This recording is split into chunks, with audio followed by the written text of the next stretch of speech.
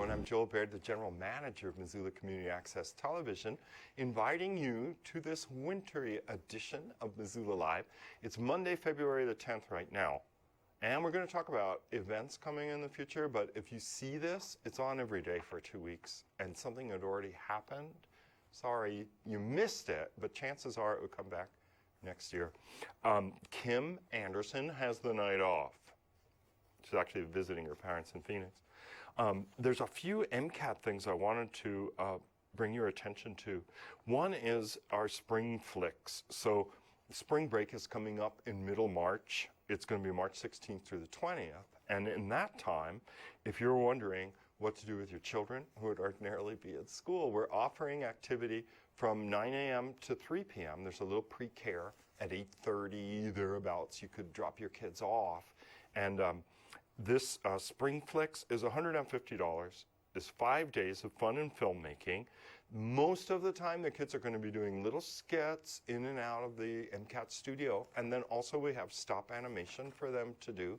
They could do that mostly with Legos or drawing on dry erase pads that we have.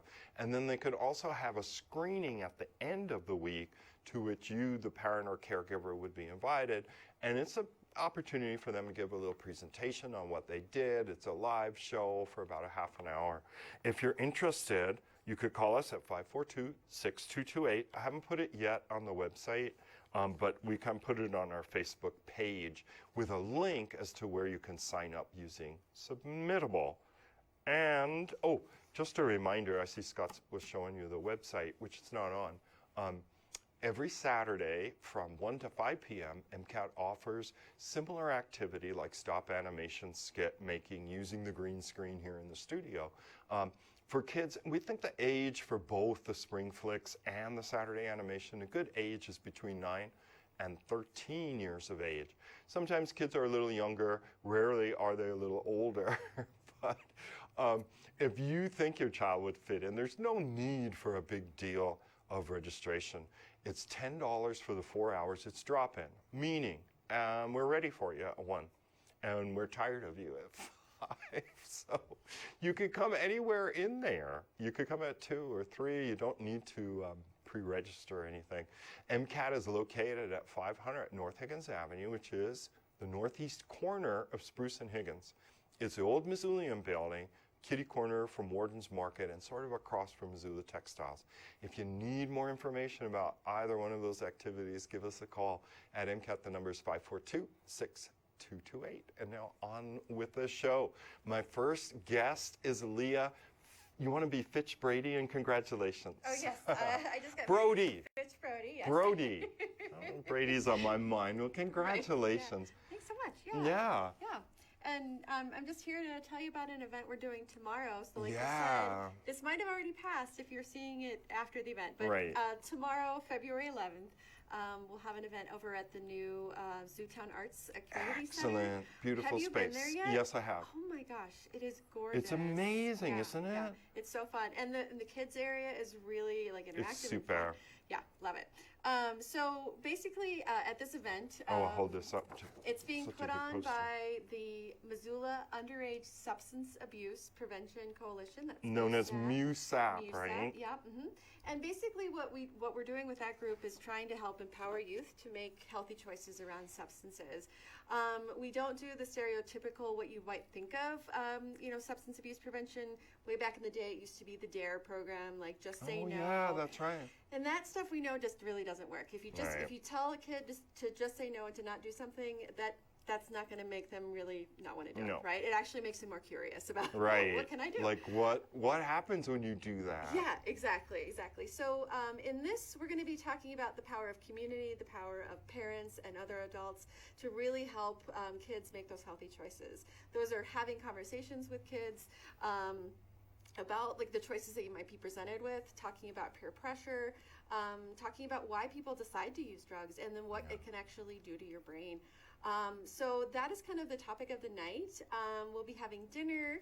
No kidding, you're having dinner over there. We're having dinner, and there'll be fun art activities. If you want to bring your kids, you can bring them. And you don't have to, though, because it's info for parents. So if they say, well, I don't feel really comfortable. Like, I want to get the info and then present it in my way to my kids. That's perfectly all right. Absolutely, absolutely, Okay. yeah. But kids are, they can come, and we have art activities, and they can play in that fun play area. Oh, so, yes, so swell. yeah. And I want to make sure people at home, this is my obsession. Do they know where it is? Yeah, yeah. And the Newsac, if people know where the shack is, Yeah. right next to it is this kind of martial arts that also seem to involve children. And Right. Just a little closer east toward the L&M Mountain is the old Studebaker building where the Zootown Arts Community Center is located. Yep. And you can't really miss it. 216 West Main, right next to Missoula as well. And parking there is really easy because you can just go in the parking garage, and it's free, like after 6. So Oh, that's true. And the street parking too. Like you guys are doing it tomorrow, February the 11th at 6 p.m. to 8 p.m. Yeah, and we just asked, especially if you are bringing your kids to RSVP, and so just go to our website, missoulacounty.us/SAP. Oh, okay. Yeah. Oh, so you've shortened MUSAP to SAP. Yeah, exactly. SAP. Yeah. Oh, and I think Scott's showing some of that here. Excellent. See, Yeah. that's really Perfect. good. Okay. Oh, that's wonderful, Leah. And if people don't know it, you want to say a few words about Missoula Underage Substance Abuse Prevention? It's been around a while. It has. We've been around almost, I would say, 20 years. Yeah. Really, who's in our group right now, they consist of people that do after-school programs, like you guys. Yeah. Really cool. So like Flagship, Boys and Girls Club, that kind of stuff. We have people that work at the hospitals that are concerned because they see kind of the end results of people misusing substances. We see people that have misused substances in the past, and they come and they help with our group as well, so people with lived experience. Yeah. It's a really great dynamic group. If people are interested in joining, we welcome everybody, and we meet on every month on Wednesdays, the first Wednesday of the month. So, First Wednesday of the month. So, there's a number here, too, about the RSVP for tomorrow, and that's Maura at 258-3384, and especially is underlined if childcare will be utilized, just so you have like a head count. We know how many caregivers you might need. So. Well, Leah, this is great. And dear viewer, if you've not had a chance, and you're interested in this, if you've not had a chance to see the Zootown Arts Community Center, this is a double invitation. Because it's truly a beautiful space, and this is really important information. And if you have kids, even pretty young, right? I mean, the information would apply. I mean, the thing that pops out at me is the vaping. Like when you see how many kids. I mean, I just saw a picture on Facebook. Kid had to have a lung transplant. For vaping. And in Missoula itself, like we've seen an 82% increase in high schoolers vaping in 2 years. Wow, yeah. So, I mean, it's just really on the rise, and so really trying to tackle that in Missoula is really important. So, yeah. Well, I won't keep you. Okay. Thank you so much for taking the time to point this out. Thanks so much. You know it. And Scott's going to show you a public service announcement, and we'll get my next guest in, and that's going to be Annie from Learning with Meaning right after this. When you adopt a shelter pet, you discover their unique mix of all kinds of traits. Where'd Wiley go? Where's Wiley? There she is. Paw? Do you remember being an ancient wolf? Do you ever feel the call of the wild? You're a renegade cop, and I'm a con woman with nothing to prove. But together, we could really solve this murder. They're a little bit of a lot of things, but all of them are pure love. Julie was always a voracious reader. She'd carry 2 novels on an airplane because she'd read one on a 3-4 hour ride. And at some point, I began to notice that she would read a page and couldn't remember what she had just read, and she'd have to go back and read it again. I don't remember much these days after I read, but less does for me, and I love it.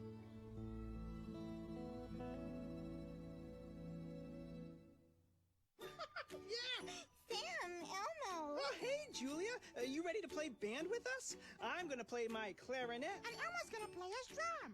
Drum loud. Oh, well, you know what to do, Julia. Julia knows. With Julia's autism, loud sounds can be too much. But she still loves to make music. Play band. Early Early screening for autism can make a lifetime of difference. Find out more at screenforautism.org. I don't want to talk about it.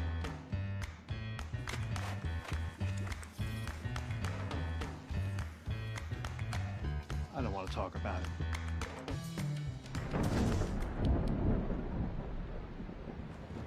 Families don't have to talk about everything, but they should talk about how to plan for an emergency. Get tips and resources to make your family's emergency plan. Oh, we are back. We're back with Annie, who's representing Learning with Meaning, which has two parts, at least, Endeavor, and the high school part is Aspire, right? Aspire, middle, and high school, yes. Oh, wow. Yeah, we have 4 different programs. We have Endeavor for homeschoolers, and then we have Aspire for 6th through 12th grade, and that's a full-time independent school. Then we also have summer camps, a full summer camp program, and we have an after-school makerspace program. Nice. And then I saw on your website, and I think Scott's going to show it to people at home, and I think it's a beautiful website. It's a really great job on it. It's shown on the screen now. It has We Love Creativity on it. I didn't know you had so many opportunities for learning there. So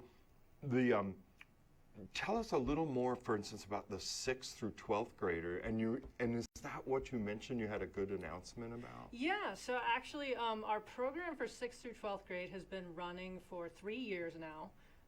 And we just found out last week that we're candidates for regional accreditation, which is really important with the high school program because parents really want their children to graduate from an accredited high school. And that's something that we've been working on for the past couple of years. Well, congratulations. Yeah, then. it's great. So what is it like? Like, let's say, somebody says, well, I don't know whether, the local independent school scene is for me, or let's say this, that they're certain that their kids are not getting along well in public school and they may be looking for an alternative. The kid thinks public school is boring. So what is the 6th through 12th grade program like?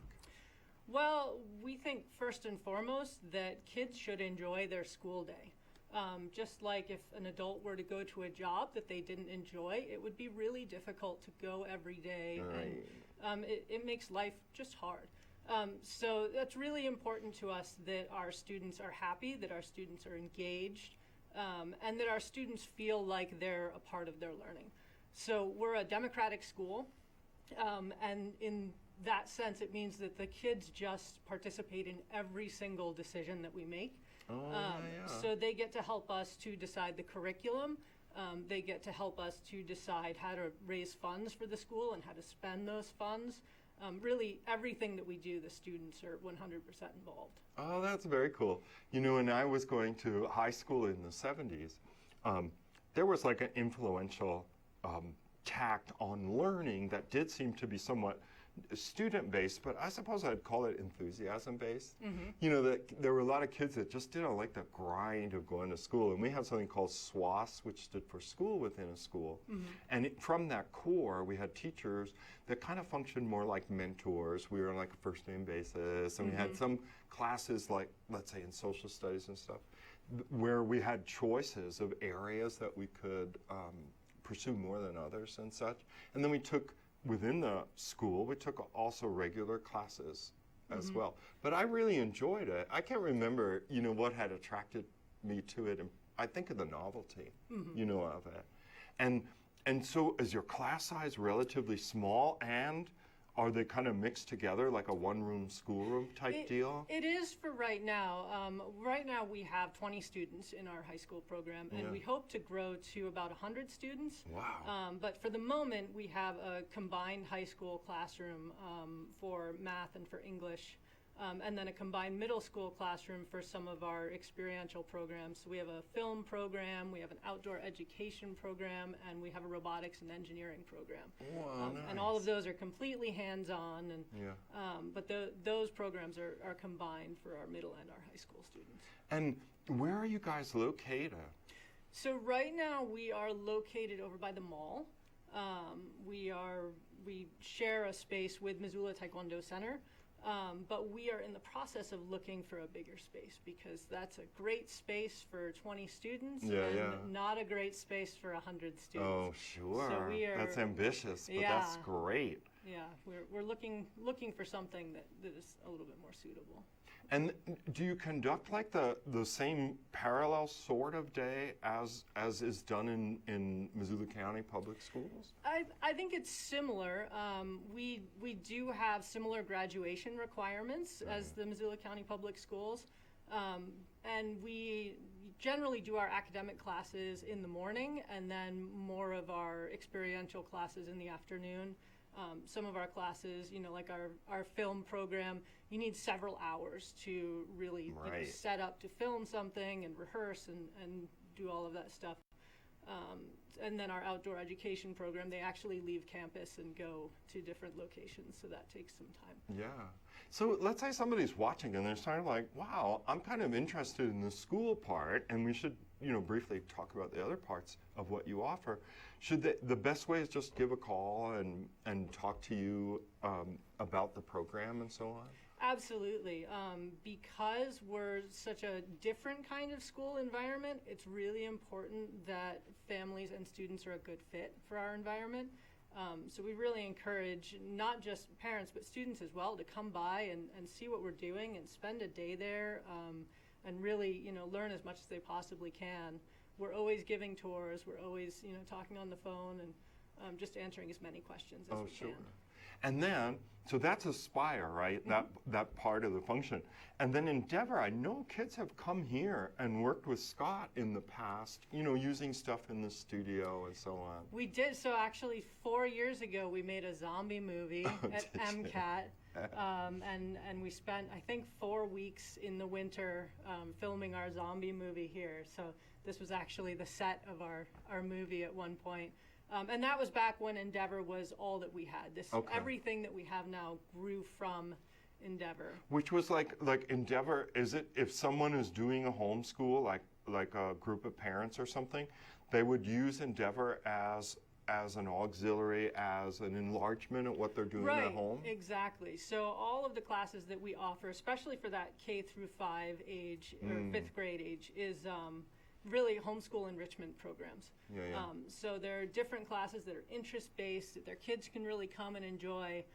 So we do everything from animation classes to robotics classes. We have a game schooling class that's going on right now where the kids just come and learn different skills through playing games. Oh, cool. So it's really, it's enrichment, it's social, it's just a great way for homeschoolers to really get together and have community and be able to share education with other kids. Yeah, so if there are parents out there watching and you say, okay, I'm doing my homeschool thing, I think it's getting a little stale, or I'm worried that I'm just off on my own, contacting you and getting involved in Endeavor might widen their horizons or give them reassurance, like this can work and so on. Yeah, and it's a great community.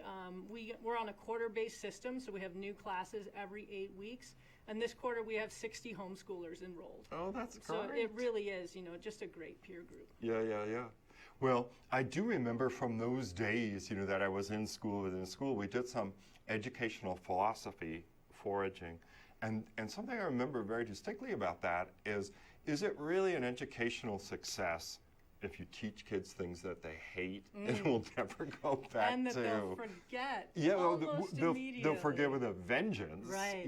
And sometimes on social media you'll see these posts like, "Dude, I'm so glad I went through geometry and trigonometry now that I have to do my taxes." And they felt like, well, it had no relevance or whatever. But things that people really like and enjoy, boy, does it stick with them, Like kids that were forced to play piano versus kids that came to the piano out of love for music. And so for those kids turn into adults and they never want to see a piano, or they say, I'm not musical, and they shy away when somebody asks them to sing or play a note. And then other kids that just came to it and begged their parents for lessons. What a difference that is. Yeah, and I think the interest-based piece is really important, and then the experiential piece really across the board. We teach a somewhat traditional math curriculum, but we teach it in a way where we're actually relating the things that you're learning to real-world situations. So when you're looking at quadratic equations, you're actually applying them to something that makes sense to you. Oh, that would be cool. And like figuring out the garden bed or right, or laying tile in the bathroom. Right. And so I think that when we teach even math in that way, the students who say, oh, I never used the algebra that I learned in high school, it's probably because they never really understood how to apply it. And so if they learn it in a way that actually feels useful and actually makes sense to them, they still may never use it again, but they may actually enjoy the process of learning it and, you know, grow as people in that process. Yeah, yeah. Well, great. Is there anything you want to add? I'd love to just briefly talk about our summer camps. Oh, that's right. I almost forgot. I got so caught up. I know we had 3 things to talk about. And summer camps are coming up. And didn't you post a bunch on your website? I looked in this on Scott. If you could put that up, people at home would get an idea. From your website, I see that like robotics class, I think. But this says Innovate Camps, Learning with Meaning Summer Camps, and you had a bunch. So we have Innovate Camps, and then we have our outdoor camps. Our Innovate Camps, we have everything from propellants and projectiles. Well, they'll actually make launchers. Wonderful. To robotics camps, to electrical engineering camps. And then for our outdoor education camps, we actually have some pretty amazing camps planned this summer. We have a couple weeks of bow making camp where they'll actually make a bow and be able to shoot it. And then we have a couple weeks of making arrows and arrowheads. So they'll actually, go through the original process of creating these things. And then we have a few naturalist camps where they're learning about, how to make shelters and survival skills and friction fires. And they're all day camps or some overnight adventure camps? They're all day camps Okay. this year. Hopefully some year we'll be able to do overnight camps. Yeah. And our camps, we always come up those limitations of transportation. And, it's hard. You'd want to offer kids, because they're some of the best customers in the world. They get so excited about stuff, There's not that kind of jaded customer-ness about them. So it does seem like a wonderful field to work in. And so the best way to pick out a camp for the kids is go onto your website, which is learningwithmeaning.org. Yes. So it's a nonprofit. And there they can register right away, or should they call and fill out forms? Yeah. No, they can register right away. All of the forms are on the website, so it's really easy to just get set up. Right now, we're just taking deposits for camps. Right. So it's a great time, even if you're not entirely sure, to just reserve your spot. kind of get a spot. Right. Yeah, last year our archery camps sold out pretty quickly. So I see. A word to the wise. Good to get a spot in those. We added 2 more weeks this year. Wow, so that's really popular, isn't it? Interesting. Well, great. And thanks for taking the time to come today and tell people about it. And, you and I should definitely talk more because, MCAT's moving to the library. And we'll definitely be looking for partners to come in and do stuff. Oh, absolutely. Well, there's still more show to come. I know that Rachel from the Big Sky Documentary and Film Festival is outside, and we're going to talk about the upcoming film festival is from Friday, Valentine's Day, February 14th, all the way through February 23rd. But first, Scott's going to show you a PSA or 2, and we'll be right back.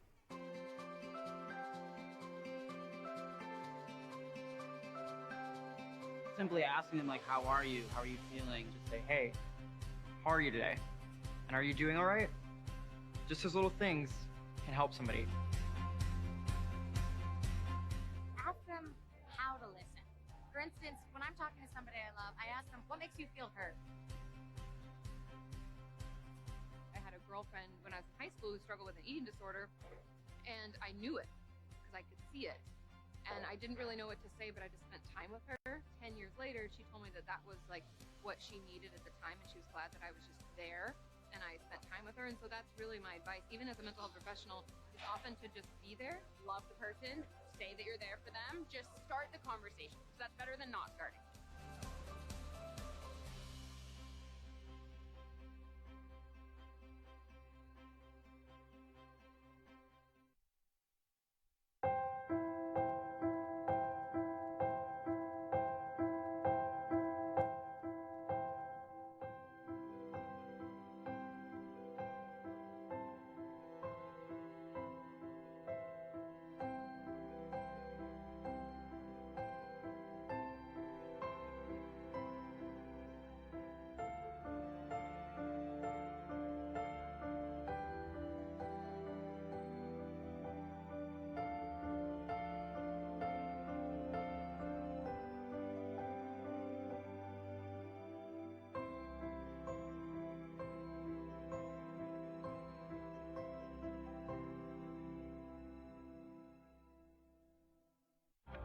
The hardest thing with mental health is it becomes a spiral.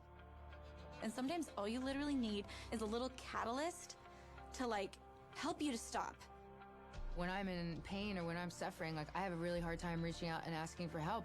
I know it's so hard to talk about mental health, but when you don't talk about it, you feel more isolated, you feel more alone. If you feel something in your gut, if you feel something's wrong, you should, talk to them about that. Sometimes starting a conversation with someone about their mental health can seem awkward, but your support can make a huge difference.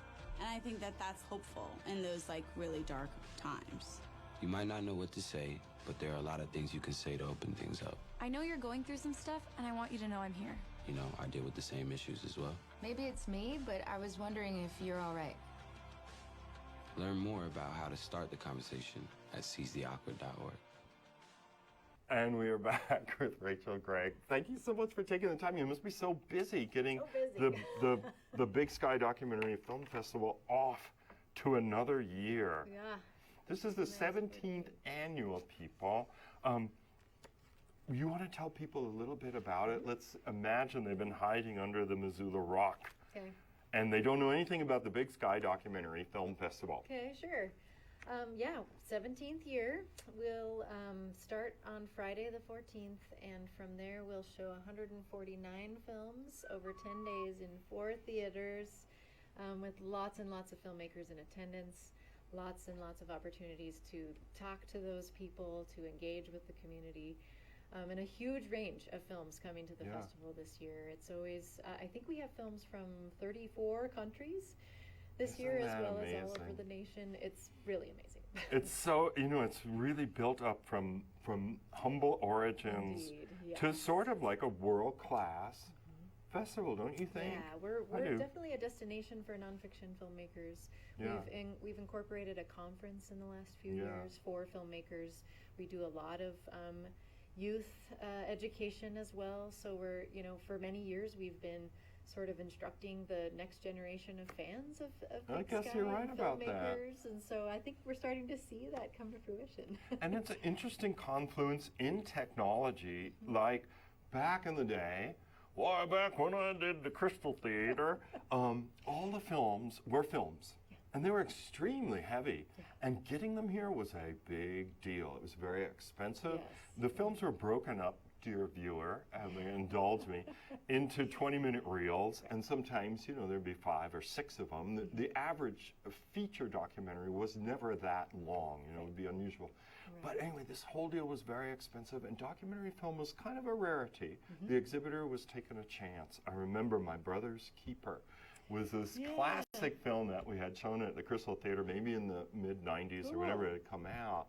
And people really enjoyed it. It was a real pot boiler about one brother had died and did the others kill him or not? Yeah. And now films are delivered electronically, and Netflix and Amazon Prime, and Netflix back in its DVD days.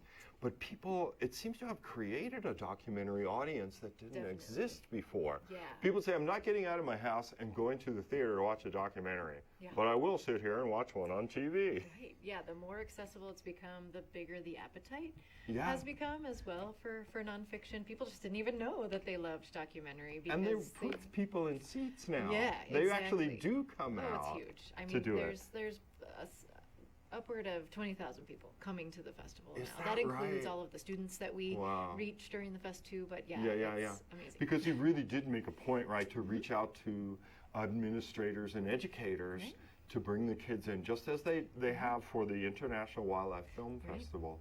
They're now doing for a Big Sky Documentary. Yeah, so we also go to school. We take filmmakers into assemblies and classrooms, so we watch the film there with them, and then the students can have a direct private Q&A See, that with the must be filmmaker. really a hoot for the filmmakers, so cool. too. It's probably the most memorable thing for a lot of the filmmakers that come is to take their films to youth, who always have the most interesting questions. Right. They don't take it at face value. Right. And so, it seems like now the festival has developed at least 3 prongs. Like, there's the Joe and the Jane in the street, and they're like, I really enjoy going, and that's been my MO, seeing film with the people. Yeah. When there's these gasps and oohs and ahs and sometimes outright frustration when things turn and twist in ways you never expected, or you're subject to an injustice and so on. So that's kind of like film festival audience. Another function is sort of nurturing and feeding the documentary filmmaker in all of us, right? Where the filmmakers come in, also distributors, producers, and you can, do you still have that pitch? We do, yeah. So the Doc Shop Conference is 5 days in the heart of the festival, which is, yes, panels and workshops all about, this year they're all about finding sustainability and having a career in documentary filmmaking, like how to build that. Of course, the funding is a key piece of that, and that's what the pitch is about. So you're pitching works in progress to a whole panel of funders, commissioning editors, influencers in the industry. Right. A great opportunity, though, for aspiring filmmakers with a hot project that need completion funds and so on. Yeah, I mean, this year we have Time Studios, Time Magazine has a production company now, Tribeca Film Institute, Catapult Film Fund, which does development funding. We have Meerkat Media, Field of Vision, which is a big journalistic producer. We are talking to, Cartemquin Films, which has had a 40-year history in documentary filmmaking. Wonderful. So many entities coming that people should take advantage of talking to those people and learning more. Yeah. Ruth, how did you come to it? I mean, have you always had an interest in the documentary? Did someone twist your arm like, we need someone to... No arm twisting. I came to film, actually I was working at the Wilma. Oh, no kidding. Missoula, while I was getting my master's, I was studying environmental rhetoric, and as part of that study, I was looking directly at environmental documentary film as a tool for, helping people practice better behaviors, be more sustainable. And I happened to be working at the Wilma, intending to go into like a live promotions gig, and got totally seduced by the film side. Because they had their offices there back, some time ago. Exactly. Oh, that's so excellent. It was pretty cool. I think most of it was about seeing the community really come together and how unique film was in creating that fusion and that live space. We're so used to being able to just watch everything at home, like you're saying, everything's so much more accessible. But having people in a room together creates a whole different kind of experience, learning opportunity, and it makes people talk to each other. And that's really true. And focus. So like if you're just sitting around the couch, you pause this thing any old time you want. Oh, phone call. Oh, see what happened on Facebook. But you've not made a commitment to your media, and it shows sometimes, right? It's not as fulfilling as saying, I've come here for this purpose. Totally. And there's lots of places for people to come, and there's so many films, we have to just send them over to bigskyfilmfest.org. And I know Scott's been diligent showing the folks at home the website. But the film festival is going to be at the Wilma, at the Zootown Arts Community Center, where you guys have beautiful new offices. Yes, we just moved Congratulations. There. Thank you, we love it. Right? You're looking out south over beautiful. And the Elks, that's great venue. That's so moody, so atmospheric. I love it. And then the Roxy as well. Of course. And I remember years ago being a judge for the film festival before it became important. But boy, I saw some amazingly moving things, and that might have been 2001, 2002. For sure. So and my hat is off to you, and I applaud the festival. It's really been, a labor of love, and then it's been nurtured for so long. Yes. From such extraordinarily humble beginnings. I know. No, but it really so was. fortunate to have inherited it from the people who started it all. You were part of it over many years. Our founders are still very much involved. Some of them are on the board. Our one of the founders is kind of a programmer emeritus. He's on sabbatical, but very much involved in keeping the character of the festival, which is what people love when they come from outside of Missoula. Oh, I bet. So that experience is really important, and their mentorship has been so important to me. Oh, that's great. Well, Rachel, thank you for putting all this work into it. Oh, yeah. There are booklets that I'm showing you folks at home. Now, we're recording, it's live right now, and it's Monday, February 10th. This starts this Friday, February 14th. It goes all the way through the 23rd. So The booklets, people can find them hither and yon. Yes, indeed. If you can't find them anywhere you normally go, come down to the ZAC because we'll have them there. Yeah, down on the main level. They're open usually 10 to 6, noon to 6 on That's Sundays. right. And you can't miss it at 216 East Main, and you really need to go in and look if you've never gone. Check it out, yeah. Well, anything you want to add before we go? Oh my gosh. I mean, maybe I should mention a few of the films. There's just please. many different Maybe themes. pick out something that you think people would be blown away by and as a tease. Away. Oh my gosh. Well, there's Public Trust is a film about the robbery of the public lands from the American people. It's a really important one, I think. The Story of Plastic is our big opening night film that's free to the whole community. Wonderful. Yeah, so come to the Wilma on Saturday and see a film for free. The Story of Plastic, really important. Very important. And that guy, Steve Wilson, used to work in the Crystal Butterfly Building with me. He was like a dishwasher for Shirley and Dave when they had the Lily. More humble beginnings. Right? Yeah, now Steve is at the Story of Stuff. And so we'll be here, gosh, what else? The shorts, go see shorts. If you just can't decide what to see, there's a lot in here. But the shorts are always wonderful. It's anything from, a love story about 80-year-old entomologists down to,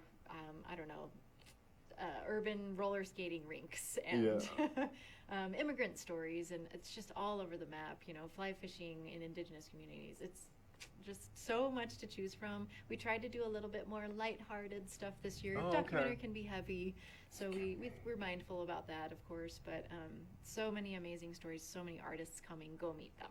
Yeah. Oh, that's great. Well, Rachel, thank you so much for taking the time to share it with the people. And I can't urge you too much, dear viewer, to check out this festival, especially if you've never gone. It's a wonderful thing to support for Missoula, but it's incredibly rewarding to go and see some of these amazing productions. And guess what? They're real, so that's something. Well, I've got one more guest who's going to talk about the importance, talking about real, of the upcoming elections cycle. That's Lynn from the County Elections Office. And you'll see right after this what Lynn has to say, that what the county is doing to make it easier and more accurate to vote in Missoula County, right after this.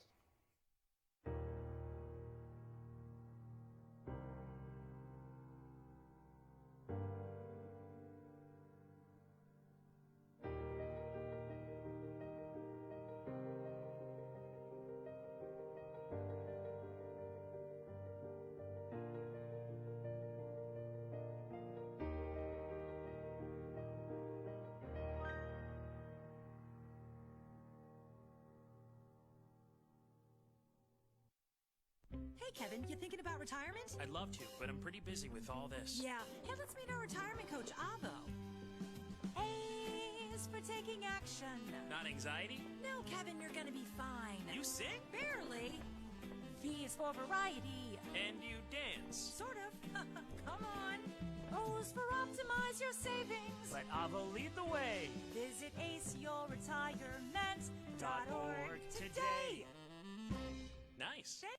Honorary Forest Ranger Betty White here, lending a hand to my dear friend Smokey Bear, because for 75 years, he's only said, only you can prevent wildfires. But there's a lot more to say. Like, if you park your car on tall, dry grass, the hot exhaust pipe can start a wildfire. So keep the animals safe, especially the cute shirtless one. Go to SmokeyBear.com to learn more about wildfire prevention. This is Bill. He just received his new Medicare card and is following some simple rules to protect himself from fraud. He knows to never give out his Medicare, Social Security, or bank number over the phone. And this is Nancy. She knows that to detect any problems, she always reads her Medicare Summary Notice or Medicare Advantage EOB to make sure the billing is correct. Both Bill and Nancy know that anything suspicious can be reported to Montana SMP at 1-800-551-3191.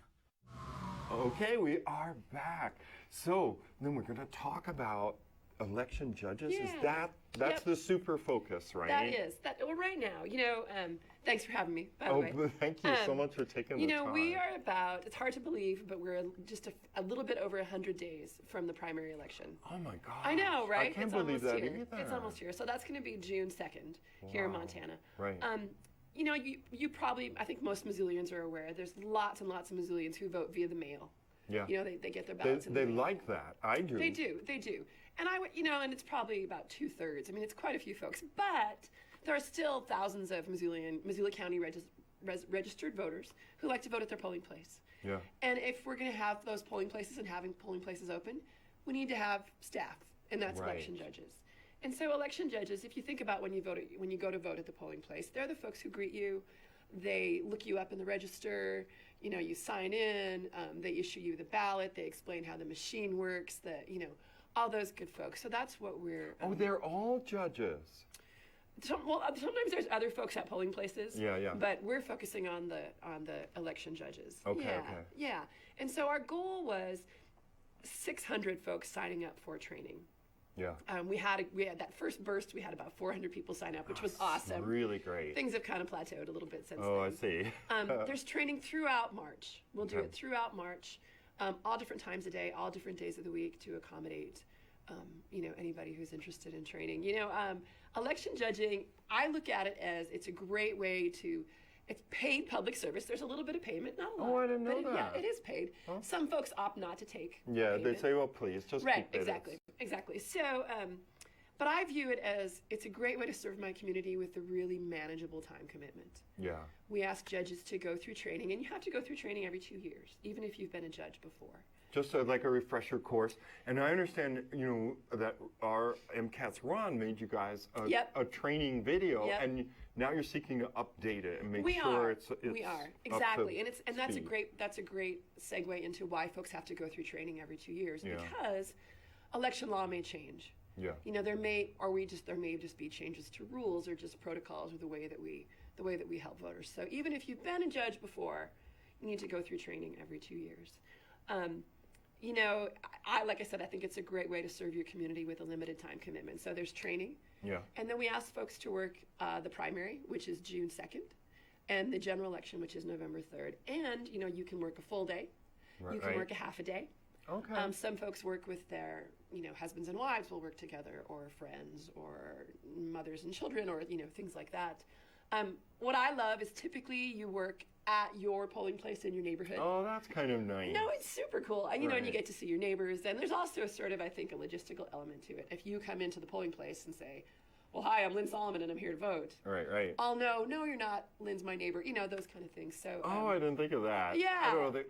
People don't necessarily want to encounter voter fraud. Exactly. No, and it's not something we worry about. But it is also, it's really nice to, you're going to get a feeling for like where you live. And exactly. That we're engaged. Exactly. And it really does seem like it could be a good pick-me-up process if people are discouraged, by political events. Absolutely. If you feel like, oh my gosh, a mark has turned a corner and it's a very dark one, here's a way to get involved. You bet. And to see that a lot of us still endorse a democracy. And this is a way of kind of like serving that idea. You bet. And even just to learn more about the process. To learn more about the process of what happens, when people register and what happens after that. And, I always think of when I do some of the training for election judges, and I always say, think about when you walk into the polling place and all those different little steps, and then what happens to your ballot. It's like a schoolhouse rock. Oh, right, sure. kind of Like, thing. where does it go? Yeah, exactly. And so that's what part of the training is about.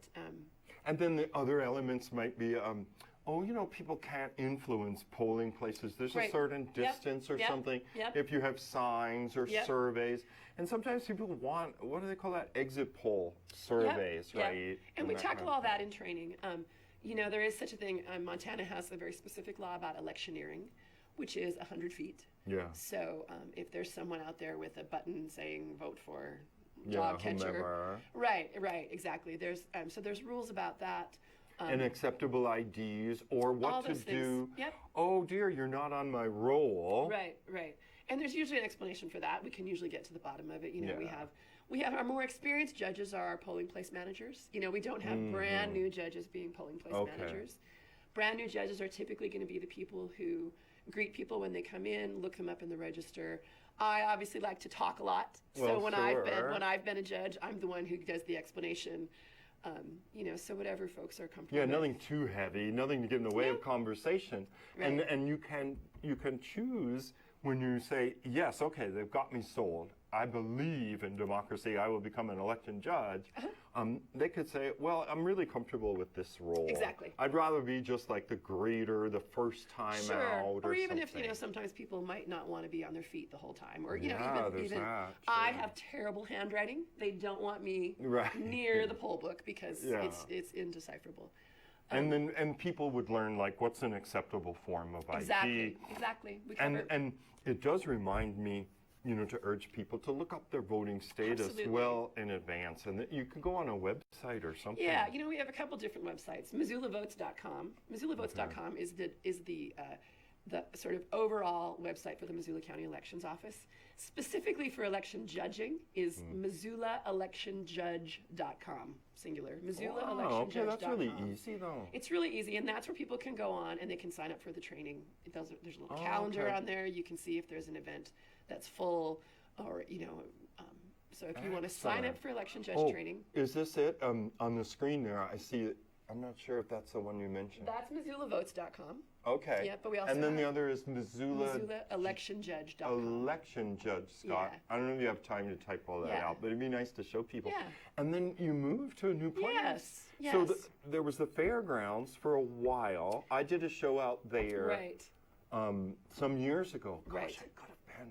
Well, I don't want to know. Yeah. But it was at the fairgrounds, and I actually voted in that one. Well, here's the thing about the fairgrounds. The elections office was downtown in the same office, the same space of the clerk and recorder's office and the treasurer's office. Yeah, up on the second floor there of the back old in the day building. it was, but in the current one, it was on the opposite side of where you go to renew your tags on your that's license right. plate. Yeah.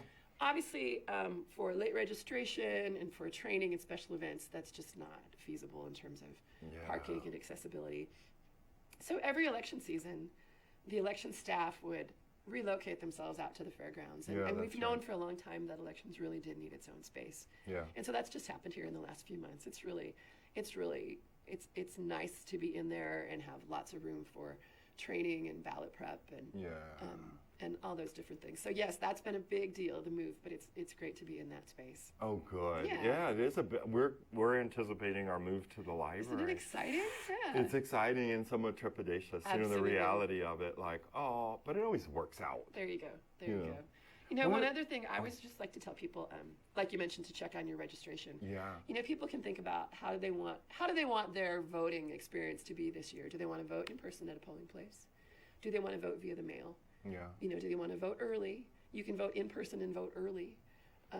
Different things like that. Oh, interesting. Yeah, you don't need an absentee ballot necessarily to vote early. Technically, it's called an absentee ballot. But you can get it on the spot. And I believe that's what I did when I did the show about the election space. Absolutely. So, I always say I've worked those nights where we have folks who come in and vote on election day, which is great. It's something that you're able to do.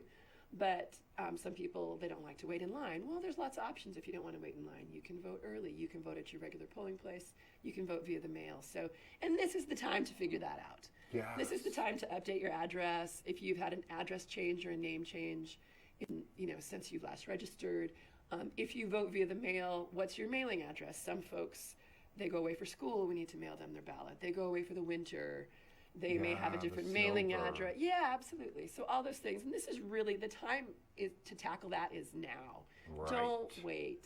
Yeah, because then it gets all upset and you may chuck the whole enterprise, which would be a shame. Well, and there are some things that change the different deadlines as you get closer to election day. Yeah. Yep. Well, then thank you so much My for taking pleasure. the time.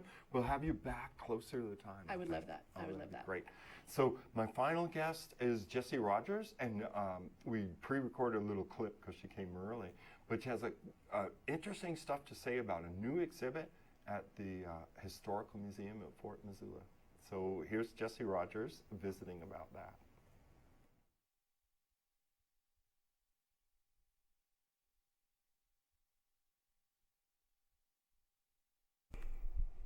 Okay, and we're back with Jessie Rogers. She's the development director at the Historical Museum of Fort Missoula. Welcome. Thanks for taking the time. Always a pleasure.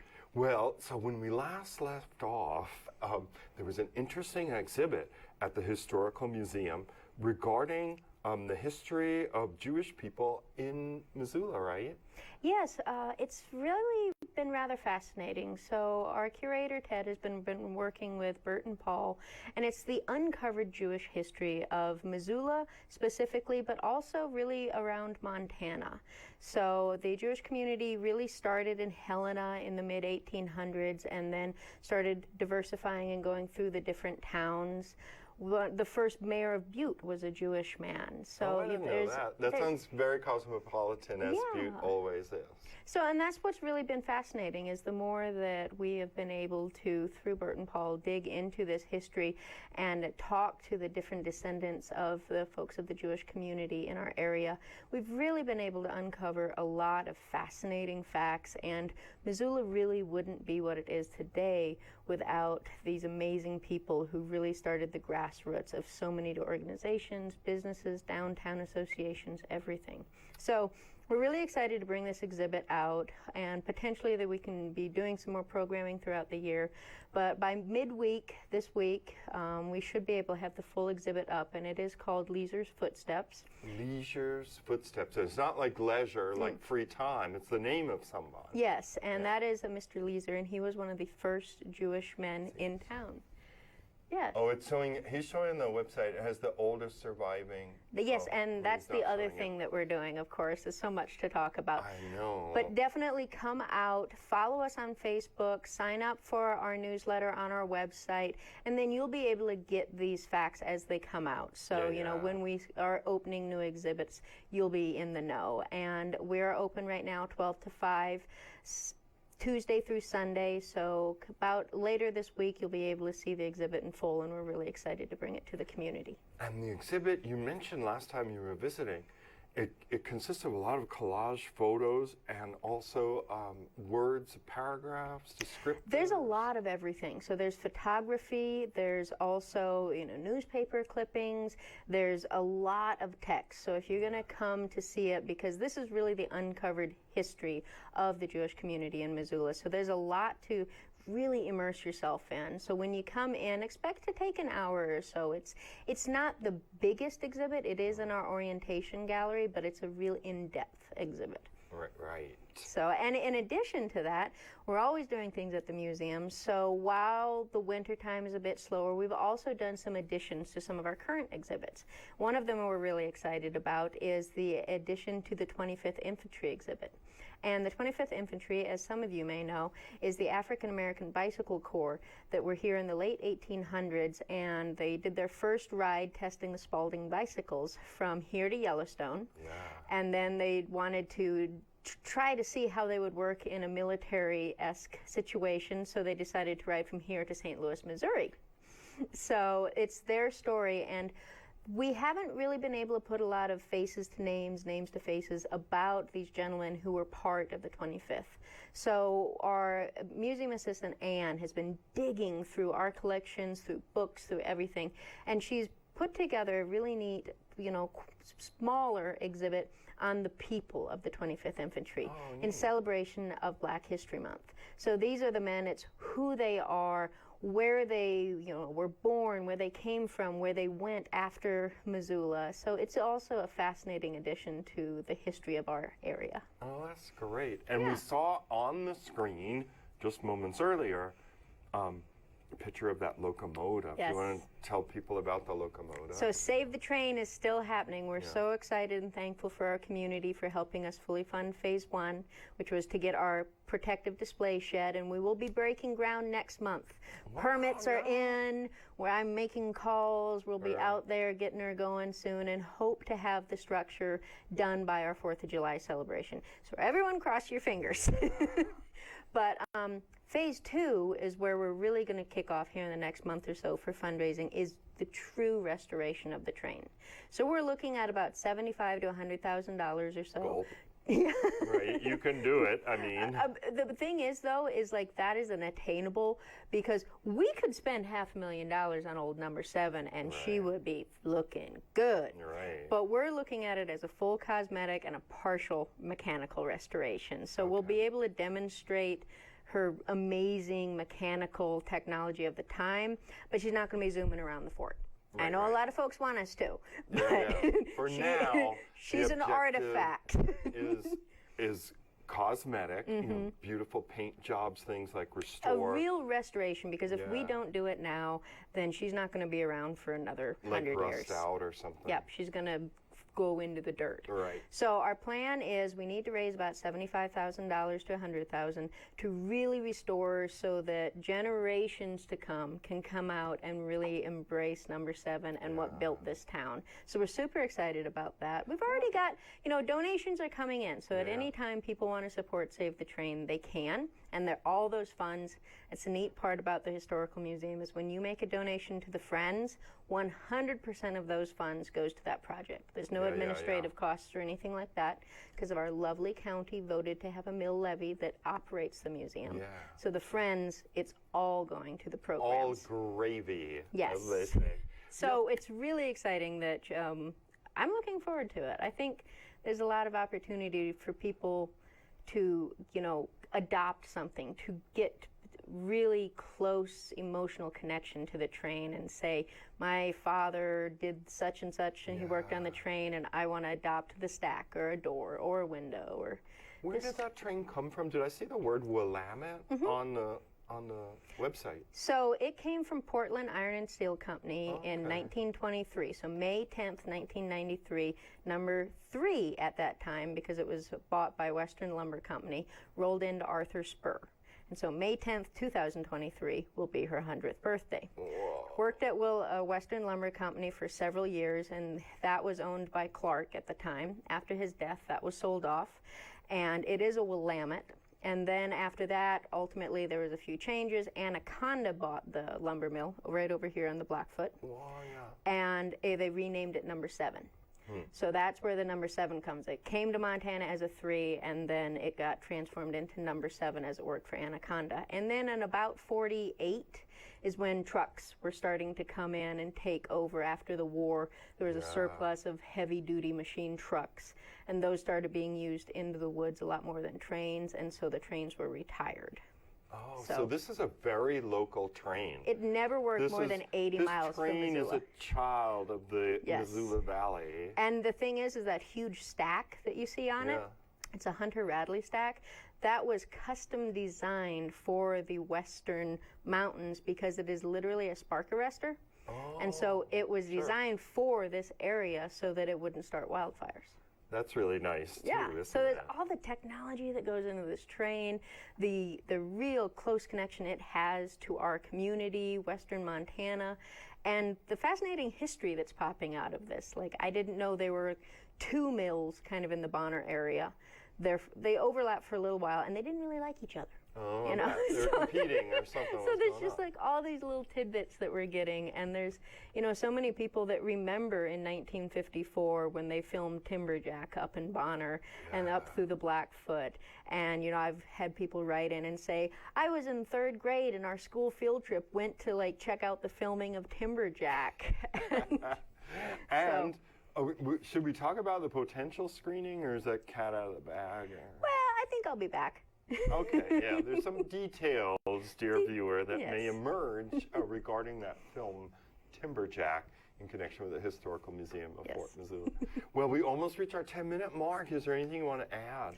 I would say if you just want to keep up to date on what we do out here at the museum, I love coming here, but shoot me an email. It's easy. It's jrogers@missoulacounty.us. I can add you to, I send a monthly newsletter.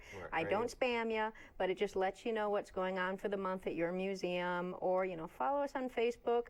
Come on out. I love to talk to our community. So if our community wants to come out and just say, I want to pick Jesse's brain, or I have an idea, or how do I get involved? Come on out to the museum and ask for me. I'm happy to chat. And then, people should know, once again, the hours, and that's Tuesday through Sunday, noon to 5. Yep. And you don't work Sunday, do you? No. So they'll catch you Tuesday through Friday. Yeah, they'll catch me Tuesday through Friday, or Monday through Friday. We're there. We're just not open to the public. And just then, like good old MCAT. Yep. And when when Memorial Day rolls around, we'll switch to our summer season hours. So it's all on the website. It's another story. Yeah. Well, Jessie, thanks for taking the time today. Of course. To be this special guest. And thank you, dear viewer, for watching this edition of Missoula Live. As always, if you know of a group, you're part of a group, and you'd like to be on this show, give us a call. At MCAT, the number's 542-6228. For MCAT, I'm Joel Baird. Thanks for watching.